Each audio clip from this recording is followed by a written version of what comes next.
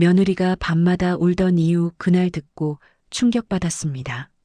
아들 부부와 함께 살기 시작한 지 6개월이 지났습니다. 처음엔 좋았습니다. 텅 빈 집에 사람 사는 소리가 들리고 저녁이면 함께 밥을 먹고 주말이면 손자 손녀 생길 날을 기다리며 이야기꽃을 피웠습니다. 어머니, 저희 때문에 불편하시진 않으세요? 며느리 지은이가 늘 조심스럽게 물어왔습니다. 무슨 소리야? 이렇게 함께 사니까 얼마나 좋은데. 전 진심으로 대답했습니다. 그런데 한 달쯤 지나면서부터였습니다. 밤마다 지은이 방에서 흐느끼는 소리가 들려오기 시작했습니다. 처음엔 제가 잘못 들은 줄 알았습니다. 훌쩍, 훌쩍. 분명 우는 소리였습니다. 이불 속에서 소리를 죽여가며 울고 있었습니다. 신혼인데 부부싸움이라도 한 건가? 하지만 낮에 보면 지은이는 늘 밝게 웃었습니다.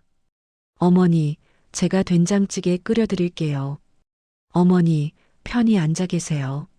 제가 설거지 할게요. 며칠을 지켜봤지만 낮에 지은이는 전혀 이상한 구석이 없었습니다. 하지만 밤이 되면 여김없이 우는 소리가 들렸습니다. 물어봐야 하나? 괜히 시어머니가 참견한다고 부담스러워하면 어쩌지? 망설였습니다. 그러던 어느 날 밤이었습니다. 화장실을 가려고 복도를 지나는데 지은이 방문 틈으로 불빛이 새어나왔습니다. 새벽 2시가 넘은 시각이었습니다. 더 이상은 못 참겠어요. 지은이 목소리였습니다. 통화 중이었습니다. 이렇게 사는 게 지옥이에요. 정말 지옥. 목소리가 떨리고 있었습니다. 제 심장이 쿵쾅거렸습니다. 지옥? 뭐가 지옥이라는 거야? 제발이요. 조금만 더 기다려주세요. 제가 뭐라도 할게요. 애원하는 목소리였습니다. 그 순간 제 머릿속이 하얘졌습니다. 혹시 우리 민수가 지은이한테 뭘 잘못한 건가? 결혼 전 민수가 착하고 성실하다고 믿었지만 사람 일은 알 수 없는 법입니다. 엄마한테는 절대 말 못해요. 절대로. 지은이가 흐느끼며 말했습니다. 제 손이 떨렸습니다. 왜 엄마한테 말을 못한다는 걸까요? 왜 우리 며느리가 매일 밤 혼자 울고 있는 걸까요? 다음 날 아침 밥상을 차리며 지은이를 유심히 봤습니다. 다크서클이 짙었습니다. 손이 자꾸 떨렸습니다. 국그릇을 놓다가 손을 헛디뎌 국물이 조금 쏟아졌습니다. 어머니, 죄송해요. 지은이가 화들짝 놀라며 황급히 행주를 가져왔습니다. 괜찮아, 괜찮아. 실수할 수도 있지. 제가 웃으며 말했습니다. 하지만 지은이 눈빛이 불안에 떨고 있었습니다. 뭔가 크게 잘못된 겁니다. 민수가 출근하고 지은이가 설거지를 하는데 지은이 휴대폰에서 메시지 알림이 울렸습니다. 지은이가 재빨리 폰을 집어들었습니다. 그 순간 지은이 얼굴이 창백해졌습니다. 어머니, 저 잠깐 방에 다녀올게요. 지은이가 황급히 방으로 들어갔습니다. 제 가슴이 답답했습니다. 도대체 무슨 일이야? 우리 며느리한테 무슨 일이 일어나고 있는 거야? 그날 밤도 지은이는 울었습니다. 전보다 더 크게, 더 절망적으로 울었습니다. 견딜 수 없었습니다. 방문을 두드릴까 망설이다가 결국 주저앉았습니다. 아직은 때가 아니야. 지은이가 준비가 됐을 때 말해줄 거야. 스스로를 다독였습니다.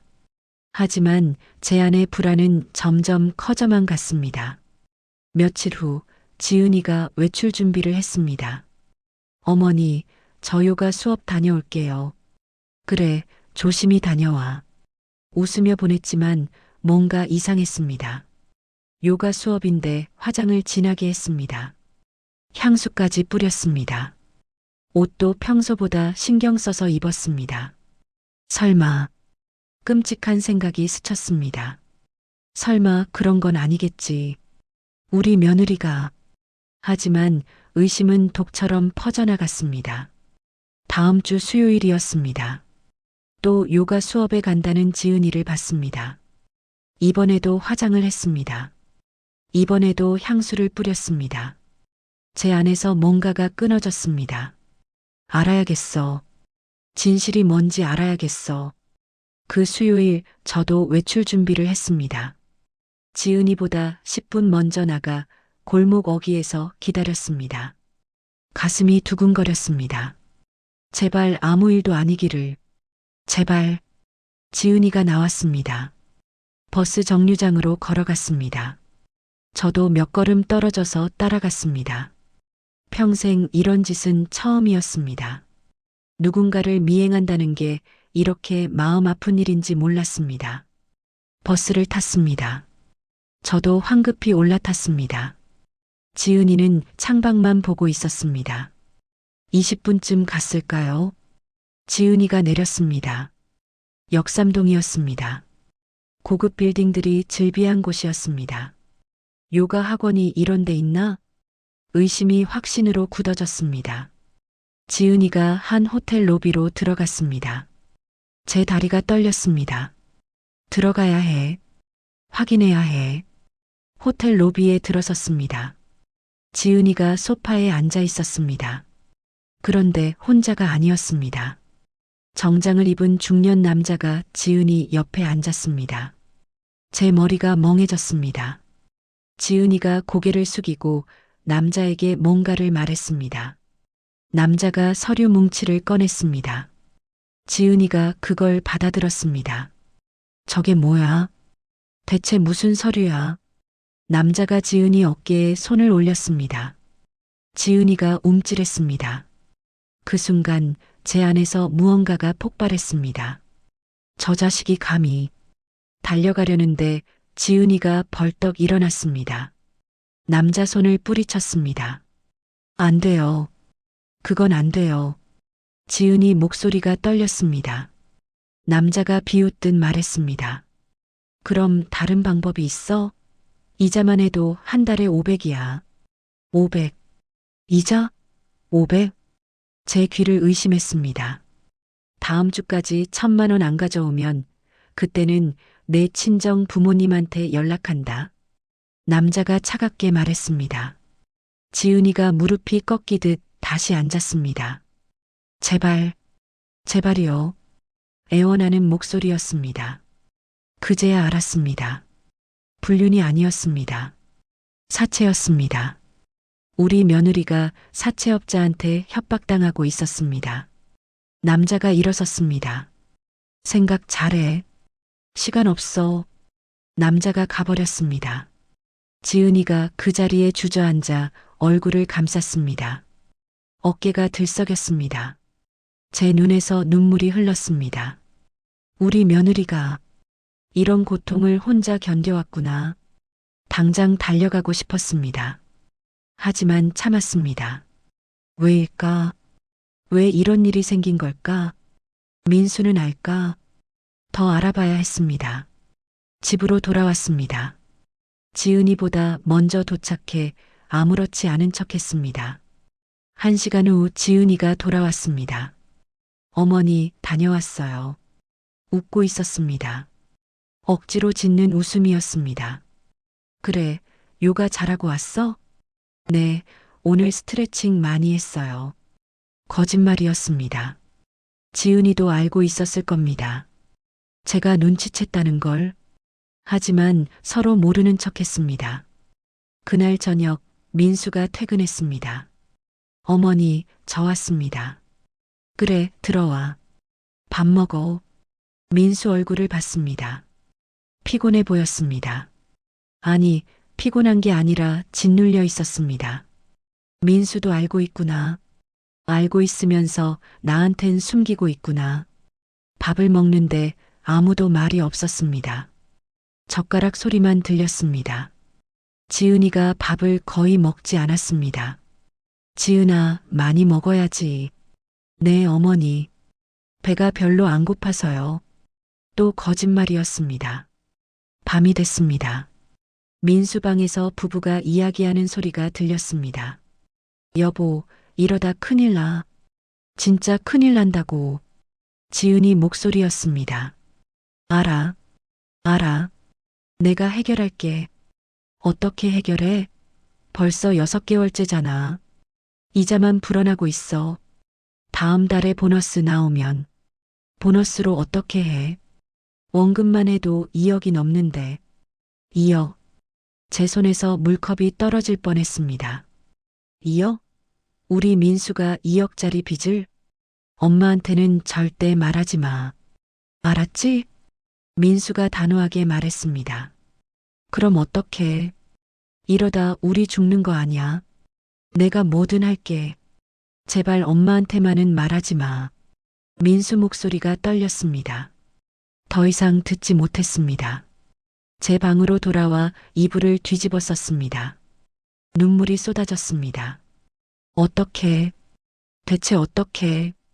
다음 날 민수가 출근하고 지은이가 빨래를 널고 있을 때였습니다. 제가 결심했습니다. 지은이 방을 봐야겠어. 정확히 뭐가 어떻게 된 건지 알아야겠어. 지은이가 마트에 간다고 나갔습니다. 저는 지은이 방문을 열었습니다. 손이 떨렸습니다. 미안해, 지은아. 어머니가 이러는 것도 다 너희를 위해서야. 방문을 여는 순간 제 가슴이 철렁했습니다. 방 안은 너무 깔끔했습니다. 너무 정돈되어 있었습니다. 아무 흔적도 없이, 아무 감정도 없이 정리된 방이었습니다. 이건 살고 있는 방이 아니야. 그냥 머무는 방이야. 옷장을 열었습니다. 옷들이 색깔별로 정리돼 있었습니다. 하나하나 조심스럽게 넘겼습니다. 아무것도 없었습니다. 서랍을 열었습니다. 양말, 속옷, 액세서리 전부 제자리에 있었습니다. 어디 있을까? 서류는 어디 있을까? 책상 서랍을 열었습니다. 공책, 볼펜, 영수증들. 그런데 맨 아래 서랍에 손이 닿았을 때였습니다. 잠겨 있었습니다. 이거다. 심장이 뛰었습니다. 서랍을 억지로 열 순 없었습니다. 흔적이 남으니까요. 옷장 위를 살폈습니다. 손을 뻗어 더듬었습니다. 뭔가 손에 잡혔습니다. 작은 열쇠였습니다. 제발, 제발 이 열쇠이기를. 서랍에 끼웠습니다. 찰칵 열렸습니다. 서랍 안에 서류 뭉치가 있었습니다. 손이 떨리는 걸 느끼며 꺼냈습니다. 첫 번째 서류, 독촉장, 민수 이름으로 된 독촉장이었습니다. 대출금 원금 1억 2천, 연체 이자 3천만 원. 제 손에서 서류가 떨어질 뻔했습니다. 두 번째 서류, 대출 계약서, 지은이 명의였습니다. 금액 8천만 원, 지은이 명의로까지. 세 번째 서류, 병원 진단서였습니다. 불안장애, 우울증 의심. 담당의 소견 환자는 극심한 스트레스로 인한 불안 증세를 보임. 수면장애 및 식욕부진 호소. 심리 상담 필요. 날짜는 2달 전이었습니다. 제 눈에서 눈물이 떨어졌습니다. 서류 위에 동그란 얼룩이 졌습니다. 우리 며느리가 이렇게까지. 네 번째 서류, 사채 계약서였습니다. 금액 5천만 원, 이자 월 10%, 월 10%? 이게 말이 돼? 다섯 번째 서류를 펼치는데 현관문 여는 소리가 들렸습니다. 벌써? 지은이가 벌써 온 거야? 황급히 서류를 다시 넣으려는데 손이 떨려서 자꾸 떨어졌습니다. 어머니, 지은이 목소리였습니다. 더 가까워졌습니다. 어머니, 방에 계세요? 복도를 지나는 발소리. 제 방으로 가는 걸까? 아니면 자기 방으로 오는 걸까? 서류를 억지로 쑤셔넣고 서랍을 닫았습니다. 열쇠를 빼서 다시 옷장 위에 올려놓으려는데 방문이 열렸습니다. 지은이와 눈이 마주쳤습니다. 제 손에는 아직 열쇠가 들려 있었습니다. 지은이 얼굴이 하얘졌습니다.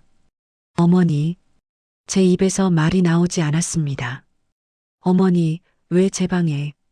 지은이 목소리가 떨렸습니다. 지은아, 겨우 입을 열었습니다. 죄송해요. 제가 다 잘못했어요.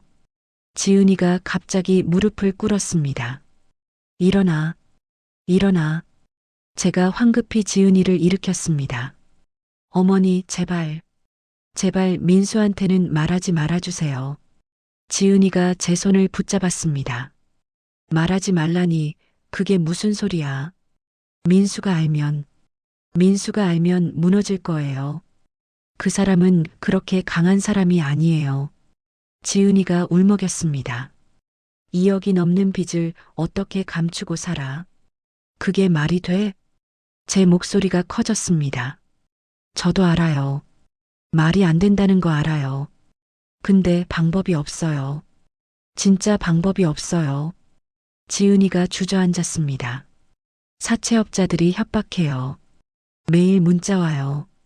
전화 와요. 친정 부모님한테 연락하겠다고 해요. 우리 엄마 아빠가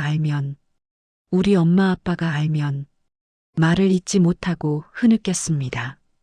제가 지은이를 끌어안았습니다. 미안해. 어머니가 미안해. 아니에요. 어머니 잘못 없어요. 다 저희가 잘못한 거예요. 지은이가 제 품에 안겨 울었습니다. 얼마나 울었을까요? 지은이 울음이 잦아들었습니다. 처음부터 얘기해 줄래? 어떻게 이렇게 된 거야? 제가 조용히 물었습니다. 지은이가 고개를 들었습니다. 눈이 퉁퉁 부어 있었습니다. 6개월 전이었어요. 민수가 투자한다고. 민수가 회사 선배한테 투자 얘기를 들었대요. 지은이가 떨리는 목소리로 말했습니다. 무슨 투자? 부동산이요. 재개발 지역 땅을 미리 사두면 몇 배로 오른다고. 그 선배가 이미 2번이나 성공했대요. 제 주먹이 저절로 쥐어졌습니다. 그래서 민수가 대출받았어요. 1억 2천. 그런데 지은이가 말을 끊었습니다. 그런데 뭐야? 사기였어요. 그 선배라는 사람이 처음부터 사기꾼이었어요. 서류도 가짜, 땅도 가짜였어요. 경찰에 신고는 했어? 했어요. 근데 그 사람은 이미 도망갔고 잡힐 가망도 없대요. 지은이가 고개를 떨구었습니다. 그래도 1억 2천이면 대출이잖아. 왜 사채까지? 대출 갚아야 하잖아요. 월급으로는 턱도 없고. 그래서 제 명의로 8천을 더 8천을 더? 제 목소리가 높아졌습니다. 근데 그것도 모자라서 친구한테 빌리고 제 적금 깨고 그러다 사채를 쓰게 됐어요. 5천만 원짜리 사채? 네. 처음엔 한 달만 쓰고 갚으려고 했어요. 근데 이자가 너무 높아서 월 10%면 한 달에 500만 원이잖아. 네. 처음 2달은 어떻게든 갚았어요. 근데 3번째 달부터 못 갚았어요. 지은이 목소리가 점점 작아졌습니다. 그럼 지금은 원금 5천에 밀린 이자 합쳐서 8천 넘었어요. 숨이 막혔습니다. 민수는 뭐 한대? 민수는 매일 야근해요. 주말에도 일해요. 부업도 알아보고 있어요. 근데 턱도 없어요. 아무리 일해도 이자도 못 갚아요. 지은이가 얼굴을 감쌌습니다. 그래서 요가 수업이라고 거짓말하고 사채업자 만나러 간 거야. 네. 그 사람이 자꾸 다른 제안을 해요. 무슨 제안? 지은이가 입술을 깨물었습니다. 대답하지 않았습니다. 지은아, 무슨 제안이야? 제가 다그쳤습니다. 룸살롱에서 일하래요. 그럼 빚을 조금씩 탕감해 준대요. 제 안에서 무언가가 폭발했습니다.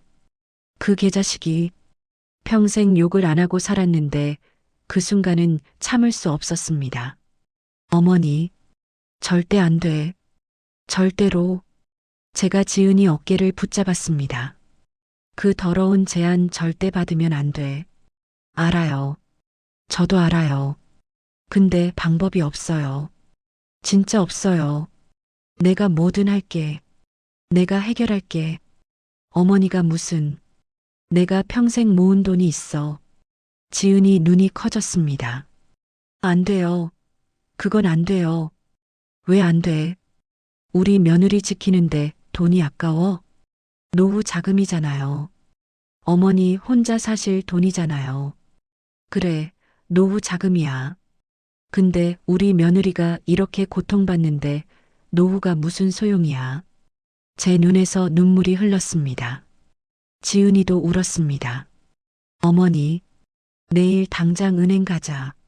얼마나 있는지 확인하고 빚부터 정리하자. 하지만 그 순간 현관문이 열렸습니다. 엄마 다녀왔습니다. 민수였습니다. 평소보다 일찍 왔습니다. 지은이가 황급히 눈물을 닦았습니다. 저도 얼른 자세를 고쳐 앉았습니다.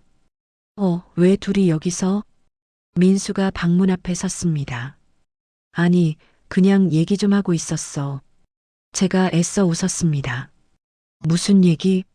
민수가 눈치를 챘습니다. 민수야. 지은이가 떨리는 목소리로 불렀습니다. 왜 무슨 일 있어? 민수가 방 안으로 들어왔습니다. 그리고 서랍이 열려 있는 걸 봤습니다. 테이블 위에 놓인 서류들을 봤습니다. 민수 얼굴이 하얘졌습니다. 엄마, 이게, 민수야.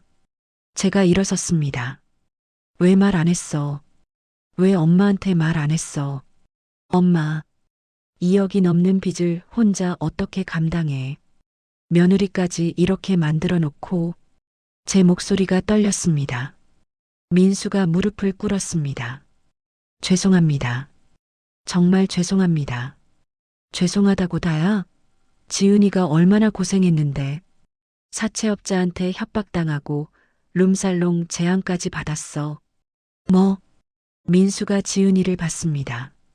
여보, 그 얘기는 왜 안 했어? 민수가 지은이한테 소리쳤습니다. 당신이 말하지 말래잖아. 엄마한테 절대 말하지 말래잖아. 지은이도 소리쳤습니다. 그래도 그런 건 말했어야지. 그럼 어쩌라고. 당신이 해결한다면서 6개월 동안 뭐 했어? 방안이 아수라장이 됐습니다. 제가 두 사람 사이에 섰습니다. 그만해. 둘 다 그만해. 제 목소리가 떨렸습니다. 이러고 있을 때가 아니야. 지금은 해결책을 찾아야 할 때야. 민수가 고개를 떨구었습니다. 엄마, 죄송해요. 제가 다 잘못했어요. 알아. 내가 잘못한 거 알아. 근데 지금 중요한 건 그게 아니야.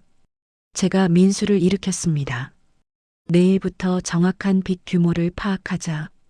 은행 대출, 사채, 전부 다. 그리고 해결 방법을 찾자. 엄마가 어떻게 해? 내가 평생 모은 돈이 1억 5천 정도 돼. 일단 그걸로 사채부터 정리하고. 안 돼요. 엄마 노후 자금인데. 민수가 소리쳤습니다. 그럼 내가 더 나은 방법 있어? 제가 차갑게 물었습니다. 민수가 대답하지 못했습니다. 없잖아. 6개월 동안 방법을 찾았는데도 없잖아. 그럼 엄마 말대로 해. 알았지? 민수가 고개를 끄덕였습니다. 그날 밤 잠이 오지 않았습니다. 천장만 바라봤습니다. 1억 5천을 쓰면 노후에 뭘로 살지. 하지만 후회는 없었습니다. 며느리를 지켜야 해. 우리 가족을 지켜야 해. 다음 날 아침 3이서 식탁에 앉았습니다. 아무도 밥을 먹지 않았습니다. 오늘 은행 가자. 정확한 금액 확인하고 제가 먼저 입을 열었습니다. 네, 엄마. 민수가 고개를 숙였습니다. 그리고 사채업자한테 연락해. 만나자고 해. 엄마가 직접요? 그래. 내가 직접 만나야겠어. 안 돼요, 어머니. 그 사람들 위험해요. 지은이가 겁에 질린 얼굴로 말했습니다. 괜찮아. 내가 알아서 할게. 제가 단호하게 말했습니다. 오전 11시 은행에 갔습니다. 제 통장을 확인했습니다. 정기예금 1억 2천, 적금 3천, 총 1억 5천, 평생을 모은 돈이었습니다. 남편이 돌아가시고 식당에서 설거지하고 청소일하고 모은 돈이었습니다. 손이 떨렸습니다. 엄마, 민수가 제 손을 잡았습니다. 괜찮아. 제가 웃었습니다. 이런 날 쓰라고 모은 거야. 거짓말이었습니다. 하지만 민수를 안심시켜야 했습니다. 예금을 해지했습니다. 1억 5천만 원이 통장에 들어왔습니다. 숫자를 보는 순간 가슴이 답답했습니다. 이제 정말 끝이구나. 오후 3시 약속 장소에 갔습니다. 역삼동 그 호텔 로비였습니다. 사채업자가 먼저 와 있었습니다. 40대 중반쯤 돼 보이는 남자였습니다. 정장을 입었지만 눈빛이 차가웠습니다. 어머님이시군요. 남자가 비웃듯 말했습니다. 그래요. 민수 어머니요. 제가 당당하게 말했습니다. 며느리한테 무슨 짓을 한 거요? 무슨 짓이라니요? 저는 돈을 빌려줬을 뿐이에요. 월 10% 이자가 정상이에요? 급하게 필요하다고 해서 빌려준 건데 감사는 못할 망정. 남자가 다리를 꼬았습니다. 지금 얼마요?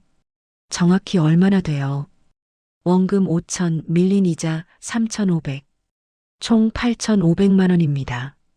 5천만 원 빌려줬는데 어떻게 8,500이 돼요? 이자가 밀렸으니까요. 복리로 불어났죠. 그게 말이 돼요? 제 목소리가 떨렸습니다. 계약서에 다 나와 있어요. 며느님이 동의하고 도장 찍었는걸요. 남자가 서류를 꺼냈습니다. 계약서였습니다. 지은이 도장이 찍혀 있었습니다. 이 계약은 불법이에요. 경찰에 신고할 거예요. 하세요. 근데 그럼 며느님이 더 곤란해질 텐데요. 무슨 소리요? 며느님 명의로 된 대출이 얼마나 되는지 아세요? 신용불량자 되는 건 시간 문제예요. 남자가 냉소를 지었습니다. 제 주먹이 떨렸습니다. 얼마 주면 끝이에요. 8,500 전액이요. 6천만 원 드릴게요. 지금 당장. 안 돼요. 계약대로 받아야죠. 7천만 원. 이게 한계예요. 제가 간청했습니다. 남자가 잠시 생각하더니 고개를 끄덕였습니다. 좋아요. 7천만 원. 오늘 안으로 입금하세요. 지금 바로 입금할게요. 대신 계약서 원본 주세요. 입금 확인되면 드리죠. 남자가 계좌번호를 적어줬습니다. 제가 휴대폰으로 이체했습니다. 7천만 원. 평생 모은 돈의 거의 절반이 사라졌습니다. 입금 확인했습니다. 남자가 휴대폰을 보며 말했습니다. 계약서 주세요. 여기. 남자가 서류를 건넸습니다. 제가 받아들었습니다. 다신 우리 며느리한테 연락하지 마세요. 알았어요. 이제 거래 끝났으니까요. 남자가 일어났습니다. 그리고 한마디만 더 할게요. 제가 남자를 불렀습니다. 뭔데요? 당신도 누군가의 자식이고 누군가의 부모일 거 아니요. 이렇게 사는 게 부끄럽지 않소? 남자 얼굴이 일그러졌습니다. 세상 물정 모르시네. 이게 사업이에요, 사업. 남자가 가버렸습니다. 저는 그 자리에 주저앉았습니다. 7천만 원. 남은 건 8천만 원. 이걸로 얼마나 살 수 있을까? 집으로 돌아왔습니다. 민수와 지은이가 기다리고 있었습니다. 엄마, 어머니, 두 사람이 달려왔습니다. 사채는 정리했어. 제가 지친 목소리로 말했습니다. 엄마, 정말 죄송해요. 민수가 울었습니다. 이제 은행 대출만 남았어. 2억. 제가 갚을게요. 평생 걸려도 갚을게요. 알아.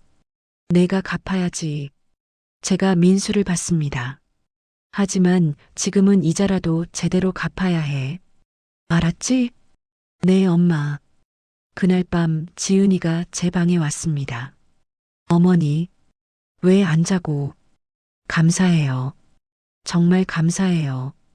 지은이가 무릎을 꿇었습니다. 일어나, 일어나. 제가 지은이를 일으켰습니다. 어머니가 아니었으면 저희는 지은이가 말을 잇지 못하고 울었습니다. 이제 됐어. 이제 괜찮아. 제가 지은이를 안았습니다.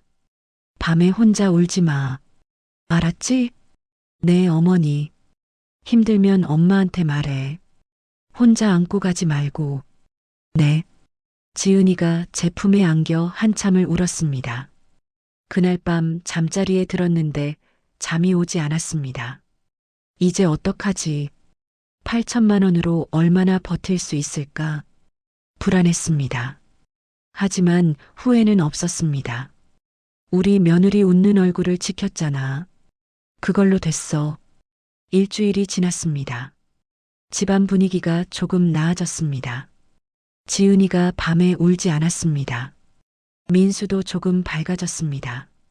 엄마, 제가 부업 하나 구했어요. 민수가 말했습니다. 무슨 부업? 주말에 대리운전이요. 한 달에 100은 벌 수 있대요. 몸 괜찮겠어? 주중에도 야근하잖아. 괜찮아요. 빚 갚아야죠. 민수가 웃었습니다. 억지 웃음이었지만 그래도 책임지려는 모습이었습니다.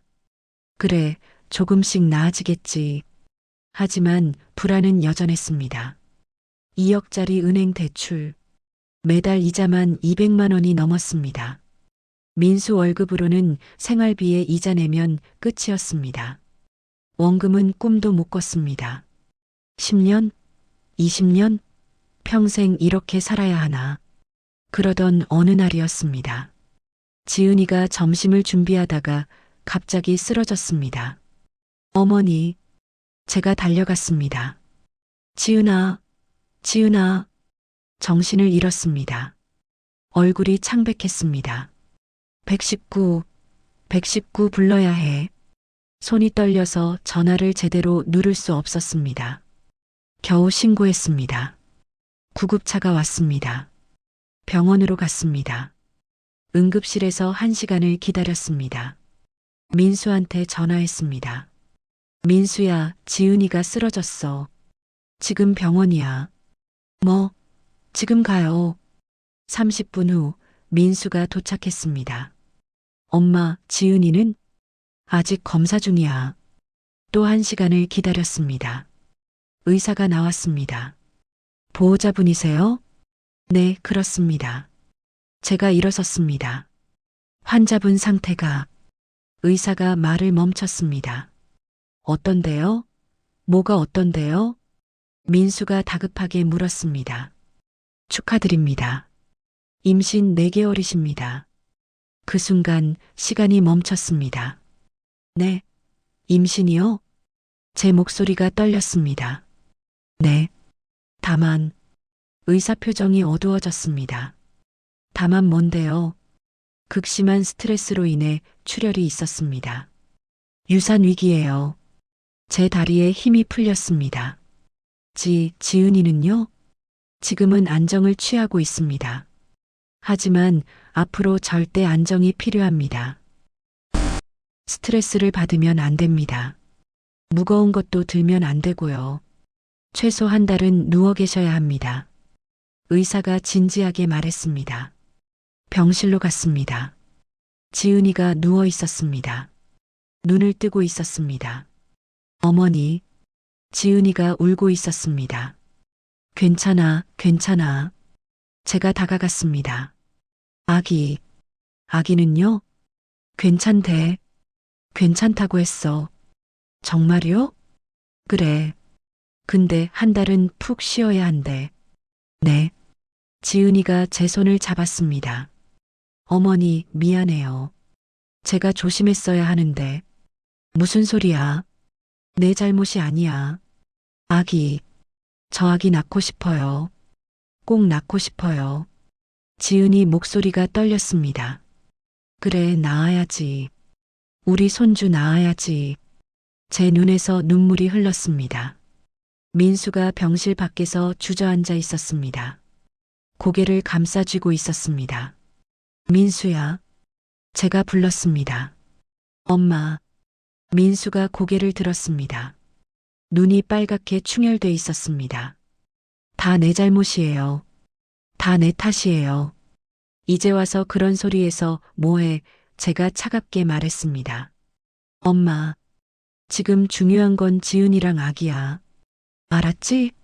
네. 앞으로 한 달은 지은이가 절대 안정 취해야 해. 집안일도 못해. 내가 다 할 거야. 제가 도울게요. 넌 돈 벌어와. 병원비도 만만치 않아. 민수가 고개를 숙였습니다. 집으로 돌아왔습니다. 지은이는 입원했습니다. 일주일은 입원해야 한다고 했습니다. 혼자 빈집에 앉아 있었습니다. 손주가 생긴다. 기쁘면서도 불안했습니다. 이 상황에서 아기를 키울 수 있을까? 2억짜리 빚에 노후 자금도 거의 없는데. 하지만 선택의 여지는 없었습니다. 어떻게든 해야지. 어떻게든. 다음 날 병원에 갔습니다. 지은이가 조금 나아 보였습니다.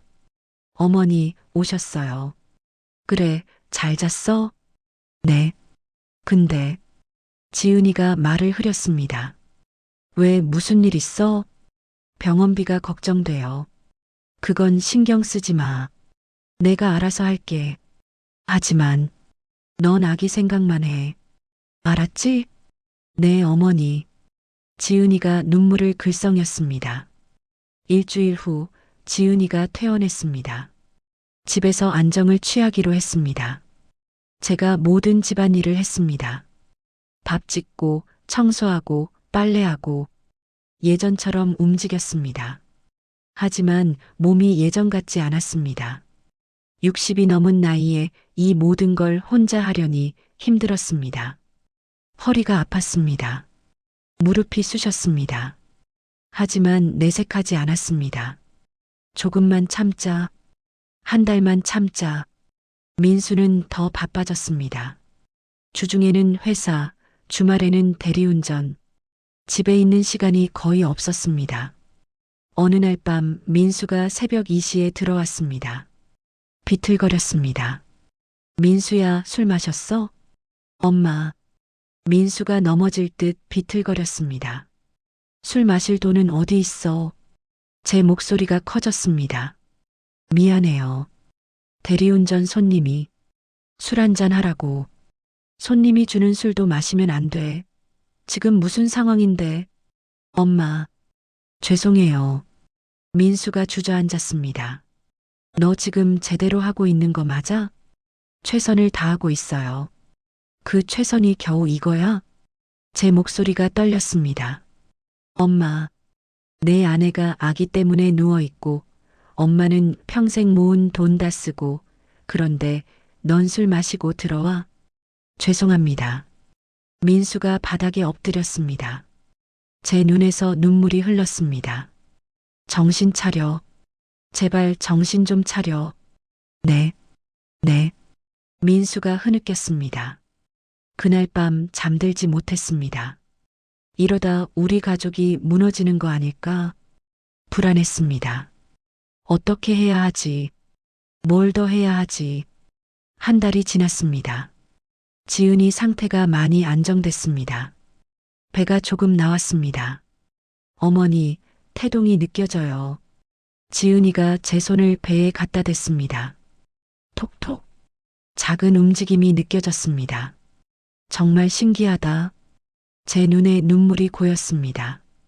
건강하게 크고 있어요. 그래, 우리 손주 건강하게 크고 있구나. 그때였습니다. 현관문이 열렸습니다. 민수였습니다. 한낮인데 집에 왔습니다. 민수야, 오늘 무슨 일이야? 엄마. 민수 얼굴이 창백했습니다. 왜 무슨 일 있어? 회사에서 잘렸어요. 심장이 멎는 것 같았습니다. 뭐? 구조조정이래요. 저 포함해서 10명. 민수가 주저앉았습니다. 어떻게, 어떻게, 제 머릿속이 하얘졌습니다. 민수야. 지은이가 방에서 나왔습니다. 여보, 지금 뭐라고 했어? 미안해. 나 잘렸어. 안 돼. 안 돼. 지은이가 울음을 터뜨렸습니다. 진정해, 진정해. 아기 생각해. 제가 지은이를 붙잡았습니다. 하지만 지은이는 진정하지 못했습니다. 이제 어떡해요? 대출 이자는 어떻게 갚아요?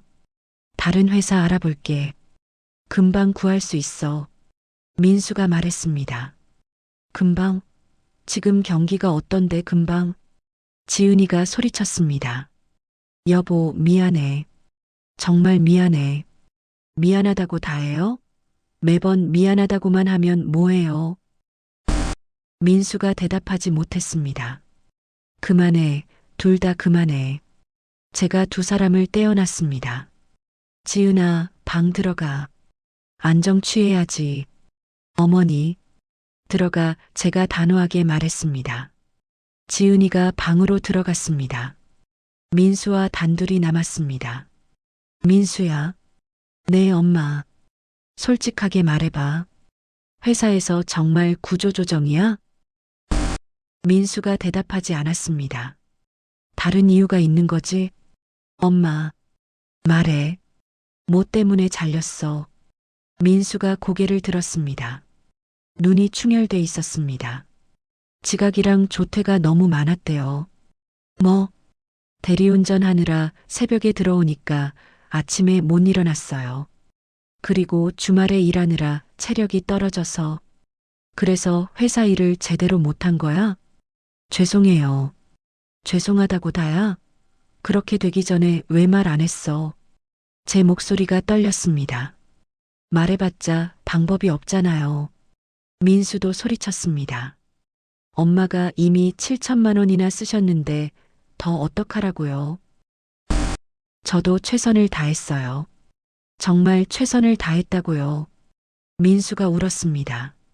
제 가슴이 찢어지는 것 같았습니다. 그래, 민수도 최선을 다했겠지. 내가 너무 몰아붙인 건가?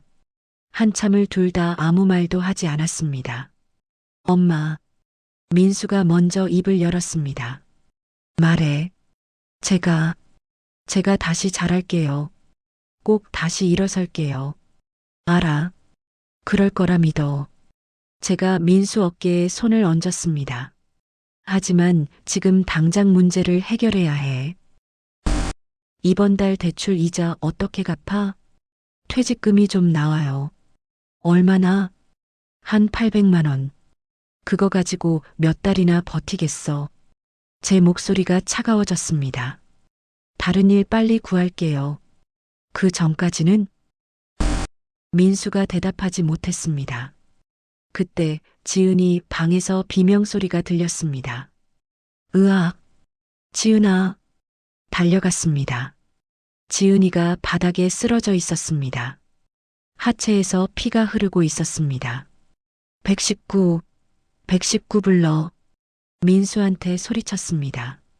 지은아, 정신 차려. 지은이가 의식을 잃었습니다. 아니야. 안 돼. 제 손이 떨렸습니다. 구급차가 왔습니다. 또 병원으로 갔습니다. 응급실에서 기다렸습니다. 2시간이 지났습니다. 의사가 나왔습니다. 환자는 괜찮습니다. 아기는요? 제가 다급하게 물었습니다. 다행히 아기도 무사합니다. 하지만 뭐예요? 조금만 늦었어도 큰일 날 뻔했습니다. 완전히 안정을 취하셔야 합니다. 네, 알겠습니다. 그리고 의사가 말을 멈췄습니다. 뭔데요? 환자분이 극심한 스트레스를 받고 계십니다. 이러다 정말 유산될 수 있어요. 가족분들이 잘 돌봐드려야 합니다. 의사가 가버렸습니다. 민수가 벽에 기대어 주저앉았습니다. 다 내 탓이야. 다 내 탓이야. 제 눈에서 눈물이 흘렀습니다. 어떡하지? 정말 어떡하지? 병실로 들어갔습니다. 지은이가 깨어나 있었습니다. 어머니, 괜찮아, 괜찮아. 아기도 괜찮대. 정말요? 그래. 제가 지은이 손을 잡았습니다. 어머니, 지은이가 울기 시작했습니다. 아기만큼은 지키고 싶어요. 제발 아기만큼은 지킬 거야. 꼭 지킬 거야. 제가 지은이를 꼭 안았습니다. 어머니가 지켜줄게. 반드시. 그 순간 결심했습니다. 평생 모은 돈이 뭐가 중요해. 노후가 뭐가 중요해. 우리 며느리랑 손주를 지켜야 해. 그게 우선이야. 다음 날 은행에 갔습니다. 남은 8천만 원 전부를 찾았습니다. 그리고 변호사 사무실에 갔습니다. 빚 정리하고 싶습니다. 제가 말했습니다. 개인회생 말씀이신가요? 네. 아들 빚이 너무 많아서요. 상황 설명해 주시죠. 변호사가 말했습니다. 모든 걸 얘기했습니다. 2억짜리 대출, 사채, 민수가 잘린 것까지. 일단 개인회생 신청하시고 법률 구조 요청하시는 게 좋겠습니다. 그럼 빚이 줄어들까요? 상황에 따라 다르지만 원금 일부는 탕감될 수 있습니다. 얼마나 걸리나요? 최소 6개월은 걸립니다. 6개월. 긴 시간이었지만 다른 방법이 없었습니다. 알겠습니다. 진행해 주세요. 그날 모든 절차를 시작했습니다. 집으로 돌아와 민수를 불렀습니다. 민수야, 엄마가 결정한 게 있어. 뭔데요? 개인회생 신청했어, 엄마. 이제 법적으로 해결할 거야. 그동안은 내가 남은 돈으로 버틸게. 하지만 너는 지은이랑 아기 생각만 해. 알았지? 네, 엄마. 민수가 울었습니다. 엄마, 제가 정말 못난 자식이에요. 알아. 내가 못났다는 거 알아. 제가 쓴웃음을 지었습니다. 하지만 넌 내 아들이야. 그리고 지은이 남편이고 곧 태어날 아기 아빠야. 그러니까 이제라도 정신 차려. 알았지? 네, 엄마. 꼭 그럴게요. 6개월이 흘렀습니다. 법원에서 개인회생 인가가 났습니다. 원금 2억 중 1억이 탕감됐습니다. 남은 1억은 5년에 걸쳐 갚기로 했습니다. 민수는 새 직장을 구했습니다. 예전보다 월급은 적었지만 성실하게 다녔습니다. 주말에도 부업을 계속했습니다. 어느 겨울날이었습니다. 지은이가 진통을 시작했습니다. 어머니, 아파요. 병원 가자, 빨리. 셋이서 병원으로 갔습니다. 12시간의 진통 끝에 아기가 태어났습니다. 으앙, 으앙, 우렁찬 울음소리였습니다. 딸입니다. 축하드립니다. 간호사가 아기를 안겨줬습니다. 작고 빨간 얼굴이었습니다. 우리 손주, 제 눈에서 눈물이 흘렀습니다. 엄마, 감사합니다. 민수가 제 손을 잡았습니다. 어머니가 아니었으면 저희는. 지은이도 울고 있었습니다. 이제 됐어. 다 지나갔어. 제가 웃었습니다. 아기 이름은 은혜로 지었습니다. 우리 가족에게 온 은혜라는 뜻이었습니다. 집으로 돌아왔습니다. 밤마다 아기 울음소리가 들렸습니다. 예전에 지은이가 혼자 울던 그 시간에 이제는 은혜 울음소리가 집안을 가득 채웠습니다. 으앙, 으앙, 은혜야, 울지 마. 엄마가 여기 있어. 지은이가 아기를 안았습니다. 제가 복도를 지나다 멈춰 섰습니다. 참 많은 일이 있었지. 민수는 여전히 빚을 갚고 있었습니다. 매달 200만 원씩. 앞으로 4년은 더 갚아야 했습니다. 하지만 포기하지 않았습니다. 엄마, 이번 달 것도 갚았어요. 그래, 잘했어. 앞으로도 계속 갚을게요. 꼭 다 갚을게요. 알아. 내가 할 수 있어. 제 노후 자금은 거의 없어졌습니다. 남은 건 몇백만 원뿐이었습니다. 하지만 후회는 없었습니다. 어머니, 진지 드세요. 지은이가 밥상을 차려왔습니다. 그래, 고맙다. 어머니 덕분에 저희가 살았어요. 무슨 소리야? 당연한 거지. 아니에요. 세상에 이렇게 해주시는 시어머니가 어디 있어요. 지은이가 눈물을 글썽였습니다. 이제 그만 울어. 은혜 보고 배워서 맨날 울면 어떡해. 제가 농담했습니다. 지은이가 웃었습니다. 예전처럼 밝은 웃음이었습니다. 밤이 됐습니다. 은혜 방에서 소리가 들렸습니다. 지은이가 자장가를 부르고 있었습니다. 자장자장 우리 아가 엄마 품에 안겨서 제가 문 앞에 서서 들었습니다. 예전에는 흐느끼는 소리를 들으며 가슴 아팠는데 이제는 자장가 소리를 들으며 마음이 따뜻해졌습니다. 이걸로 됐어. 충분해. 다음 날 아침이었습니다. 민수가 출근하기 전에 제 방에 왔습니다.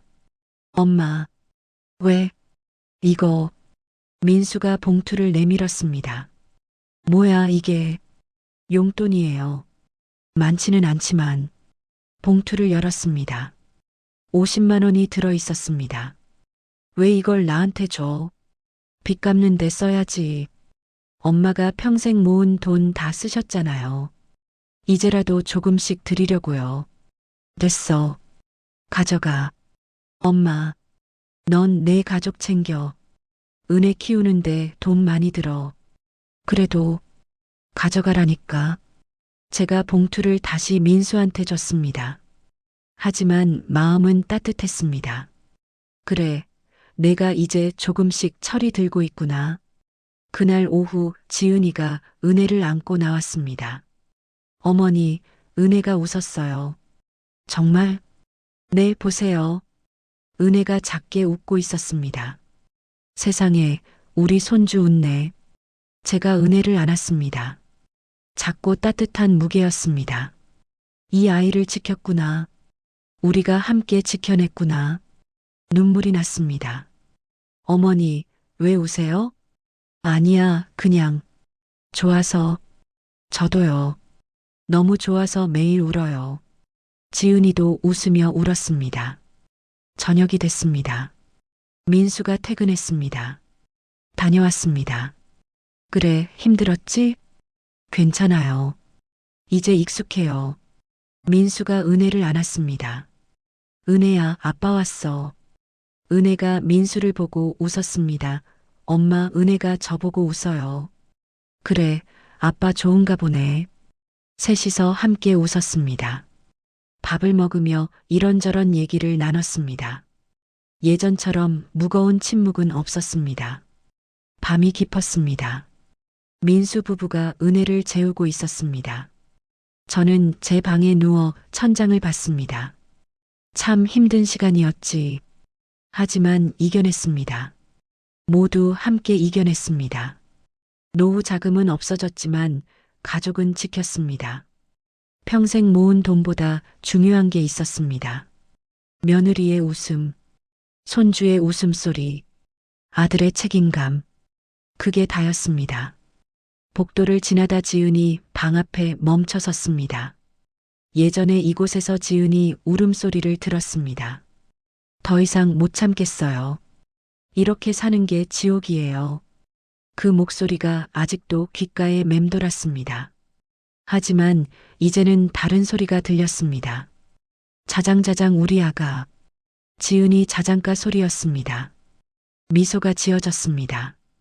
지옥에서 천국으로 왔네. 우리 모두 방으로 돌아와 잠자리에 들었습니다. 편안했습니다.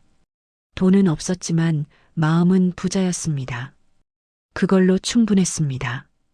다음 날 아침 은혜 울음소리에 눈을 떴습니다. 으앙, 으앙.